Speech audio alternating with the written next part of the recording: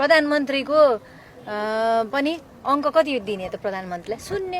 किनभने हेर्नुहोस् न, संसदमा सिङ्गो प्रतिपक्ष उठेर जवाफ मागिरहेको छ। आधी घण्टालाई स्थगित भएको सदन अहिलेसम्म सुचारू हुने एउटा छाँटकाँट छैन होइन। प्रधानमन्त्रीज्यूले जिम्मेवार हुनु पर्दैन?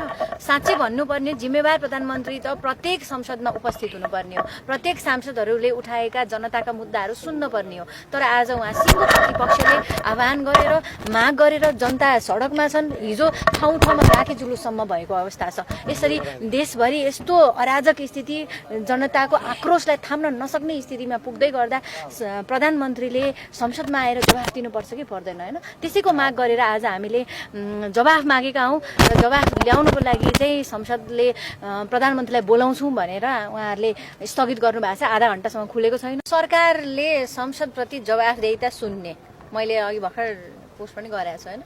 जनताप्रतिको जवाफदेहिता सुन्ने, अनि यो सरकारलाई हामीले कति अङ्क दिने? शून्य। प्रधानमन्त्रीको पनि अङ्क कति दिने त प्रधानमन्त्रीलाई? शून्य। प्रधानमन्त्री अराजक भएर हिँड्ने अनि सभापतिले सधैँ टालटुल गरिदिन सम्भव छैन।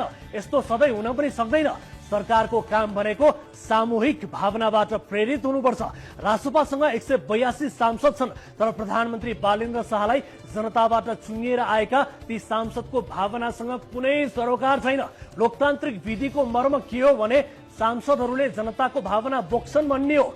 जनताको भावना बोक्ने रासोपाका सांसदको अभिगत आज कस्तो बनाइएको छ यो कुरा म भन्न सक्छु।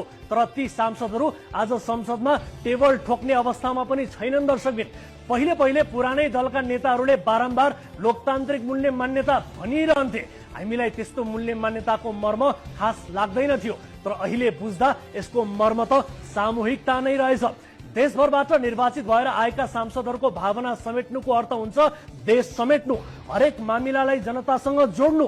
तर आफ्नै पार्टीका सांसदहरू आज प्रधानमन्त्री शाहका अगाडि उनका लागि कौडी कबाडीमा रूपान्तरण भएका छन्। याद रहोस्, यी सांसदले चाहे भने यी प्रधानमन्त्रीलाई पनि टिपेर फुत्त फालिदिन सक्छन्।